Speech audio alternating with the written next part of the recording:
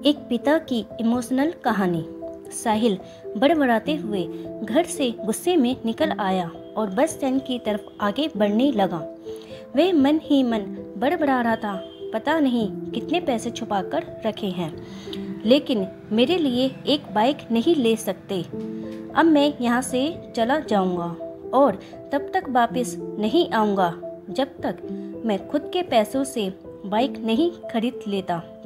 इतना सोच ही रहा था, तभी पैर में कुछ चुभने का एहसास हुआ। नीचे देखा तो समझ आया कि जल्दबाजी में पापा के जूते पहन आया हूँ।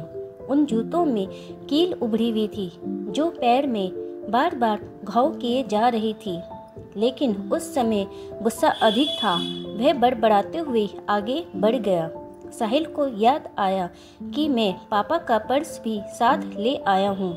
उसके दिमाग में एक ख्याल आया, क्यों ना आज पापा का पर्स चेक किया जाए, जिसे आज तक उन्होंने किसी को हाथ नहीं लगाने दिया था। पता नहीं कौन सा खजाना छुपा है इस पर्स में जो किसी को हाथ नहीं लगाने देते। जब पापा का पुराना पर्स खोलकर देखा तो उसमें पैसे तो नहीं थे, लेकिन पैसों की जगह पर एक डायरी रखी हुई थी।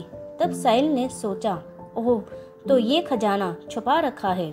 साहिल समझ रहा था कि पापा ने लिखा होगा कि किस किस से कितने पैसे लेने हैं और किसको कितने पैसे दिए हैं, लेकिन मैं गलत था। जब साहिल ने उस छोटी सी डायरी का पहला पेज खोल के देखा तो वहाँ पर जो लिखा था वे थोड़ा सीरियस कर देने वाला था।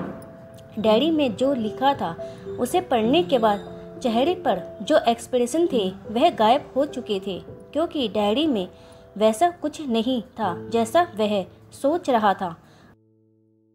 जो अलग अलग कामों के लिए अलग अलग लोगों से उधार लिए हुए थे। उस लिस्ट में कंप्यूटर के नाम पर भी पैसे लिए गए थे। उसमें लिखा था 50,000 बेटी के कंप्यूटर के लिए। यह वही कंप्यूटर था जो साहिल आज तक यूज कर रहा है, लेकिन उसे यह पता नहीं था कि उस कंप्यूटर को खरीदने के लिए पैसे कहाँ से आए थे। लेकिन आज पता चल रहा था। जब साहिल ने पहली बार कैमरे के लिए जिद की थी तो पापा ने मुझे 2 हफ्ते बाद ही मेरे बर्थडे पे लाकर दिया था, जिसे देखकर साहिल बहुत खुश हुआ था।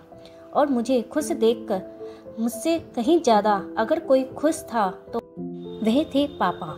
अब मेरे चेहरे से गुस्सा एकदम गायब हो चुका था। जब मैंने आगे का पन्ना पलटा तो वहाँ पर कुछ इच्छाएं लिखी हुई थी। पहली जो इच्छा थी उसमें जो लिखा हुआ था, अच्छे जूते पहनना। यह बात कुछ समझ नहीं आई।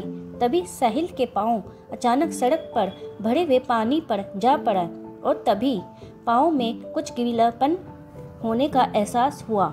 साहिल ने जूता उतार कर देखा तो उसका तला टूटा हुआ था। यह देख उसे डायरी में लिखी बात याद आ गई। तभी उसे माँ पापा की कई बातें भी याद आ रही थी कि कैसे माँ जब कहा करती थी पापा से, अब तो जूते पुराने हो गए, नए ले लीजिए, तो पापा अक्सर ये कहकर टाल दिया करते थे, जूते अभी और चलेंगे, अभी तो कुछ दिन पहले तो लिए थे। साहिल को आज समझ आ रहा था कि कितने दिन और चलेंगे। साथ ही साथ ये भी समझ आ रहा था कि पापा का पर्स क्यों छुपा कर रखते थे। तभी उस डायरी को पढ़ते हुए बस स्टैंड पर पड़ी बेंच पर आकर बैठ गया। अब उसे डायरी का आखिरी पन्ना बचा हुआ था। उस पन्ने पर जब साहिल ने पलट कर देखा तो वहाँ कल की डेट लिखी हुई थी। तारीख के नीचे लिखा हुआ था 50,000 रुपये बाइक के लिए। बस इतना पढ़ा और दिमाग सन्न रह गया। अब साहिल के मन में कोई सिकवा गिला नहीं बचा था, बस आंख से आंसू निकले जा रहे थे। वह जल्दी से घर की तरफ भागा, लेकिन जूतों की वह कील पाँव में अब तक घाव बनाने में कामयाब हो चुकी थी। उसने जूते को रास्ते में ही निकाल कर फेंक दिया और भागते लड़खड़ाते हुए घर पहुंचा, लेकिन पापा घर पर नहीं थे। साहिल समझ गया वह कहाँ थे। वो सीधा पास वाली बाइक एजेंसी की तरफ भागा। पता नहीं आज कहाँ से इतनी ताकत आ गई थी कि भागते हुए थक नहीं रहा था, और वह भी बिना जूतों के नंगे पैर। जैसे तैसे मैं बाइक एजेंसी पे पहुंचा। पापा वहीं थे। साहिल ने पापा को दौड़कर गले लगा लिया और उसकी आंख से आंसू रुकने का नाम ही नहीं ले रहे थे। पापा को समझ नहीं आ रहा था कि आखिर हो क्या रहा है, मैं क्यों रो रहा हूँ। साहिल ने पापा से कहा, पापा मुझे मोटरसाइकिल नहीं चाहिए, आप अपने लिए जूते ले लीजिए। अब आज से मैं जो भी करूँगा अपनी मेहनत से, अपने बलबूते से करूँगा।